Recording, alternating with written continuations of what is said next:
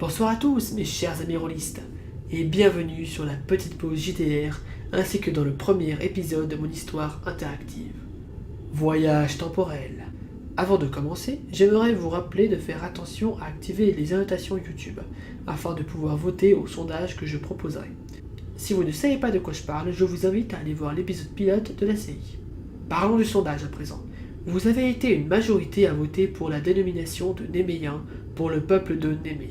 L'inventeur est donc un Néméen. En ce qui concerne le peuple d'Eltarunis, je les nommerai Léoniens, car certains d'entre vous ont voté pour ce nom à la base.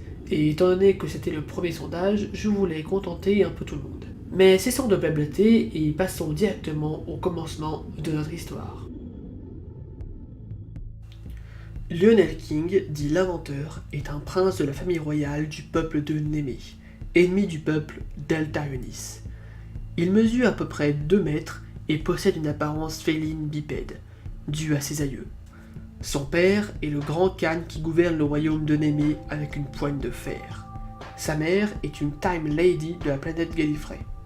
Il peut donc se régénérer et est un éminent scientifique. Il a d'ailleurs cédé le titre de prince héritier à son petit frère pour se consacrer à la création d'une véritable machine à voyager dans le temps. N'étant pas totalement Time Lord, il n'est pas autorisé à venir sans Gallifrey, et encore moins à emprunter un Tardis. La relation entre ses parents n'est que purement politique, un jeu d'alliance. Il a grandi dans une tour d'ivoire durant toute son enfance, à cause de sa condition de métis. En effet, les Néméens ne l'ont pas beaucoup accepté, voire pas du tout.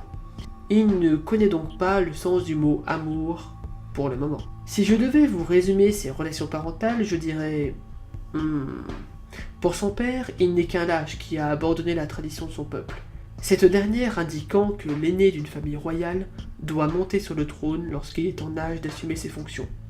Chose qu'il a refusée, car il savait qu'il risquait de nombreux coups d'état, à cause de sa constitution d'hybride.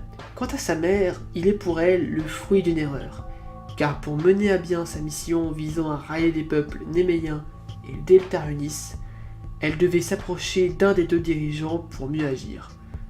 Comme le dit l'adage, derrière chaque grand homme se cache une grande femme. Lionel était dans ses appartements royaux. Il s'était réfugié ici car il avait refusé de succéder au trône, ce qui avait mis son père dans une colère noire. Il préférait donc l'éviter le plus possible. Ce qui n'était pas pour déplaire à son petit frère Léon, ce dernier étant plus du genre à foncer dans le tas. Il a toujours détesté son grand frère, pour les mêmes raisons que la plupart des Néméens, la différence. Et oui, même à l'autre bout de l'univers, on peut retrouver ce genre de crise identitaire. L'inventeur n'aimait guère les querelles politiques, et encore moins la guerre. Il restait avant tout un fier Néméen et détestait l'autre race concurrente de la sienne, les Léoniens, de Deltarunis. Bref, le demi-Time Lord n'avait pas pour habitude de rester dans ses appartements les bras croisés. Il poussa donc un tableau et déverrouilla une petite porte secrète qu'il referma derrière lui. Le passage menait vers un ascenseur assez petit. Il descendit jusqu'au niveau du laboratoire de la famille royale, sous la ville de Némée. Au centre du labo étaient conçus de grands vaisseaux spatiaux, mais ce qui l'intéressait se trouvait caché, encore plus profondément sous terre. Il continua de descendre dans son passage secret via de petits ascenseurs qu'il avait lui-même créés à ses 10 ans. Il arriva finalement devant une autre porte, protégée par un mot de passe, dont lui seul connaissait le moyen d'entrer. Le mot de passe était son nom.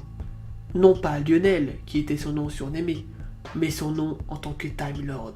Il n'était certes pas accepté chez ce peuple qu'il croyait sage et vénérable, mais sa mère avait quand même tenu à lui donner un nom pour le protéger. Depuis ce jour, il garda ce nom secret et n'en parla à personne d'autre. Il ouvrit donc la porte et tomba sur une salle secrète. Un petit labo en apparence. Il y avait à côté un petit coin repos, avec une sorte de canapé qui avait l'air très confortable. Et beaucoup d'écrans sur les murs et les bureaux. Il y avait également une grande bibliothèque regorgeant d'écrits et de récits sur les civilisations de Léo 0447. Il y avait même un petit coin cuisine, Cependant, aucune autre porte de sortie que celle par laquelle il était arrivé n'était visible. Il y avait au centre un objet de la taille d'une petite voiture, pas totalement sphérique. Le cristal sur l'avant du véhicule était un fragment d'âme de Tardis. Sa mère était en mission pour récupérer ce fragment perdu, mais avait décidé, on ne sait pourquoi, de le confier à son fils en lui faisant jurer de ne jamais l'utiliser. Et comme tout bon fils qui se respecte, il n'a pas écouté l'interdiction de sa mère. Et il s'était mis en tête de créer une sorte de Tardis miniature. Il l'avait même appelé le projet Sidrats. Oui, il n'avait pas beaucoup d'imagination pour trouver des noms originaux. Son truc c'était plus la mécanique, le savoir, l'univers, les sciences et toutes ces choses-là. Il fit glisser la vitre par le haut de l'engin qui pouvait tourner dans plusieurs sens précis. La vitre blindée s'abaissa un peu, laissant un espace suffisant pour rentrer à l'intérieur. Dedans, il y avait beaucoup de boutons, de lumière et de leviers.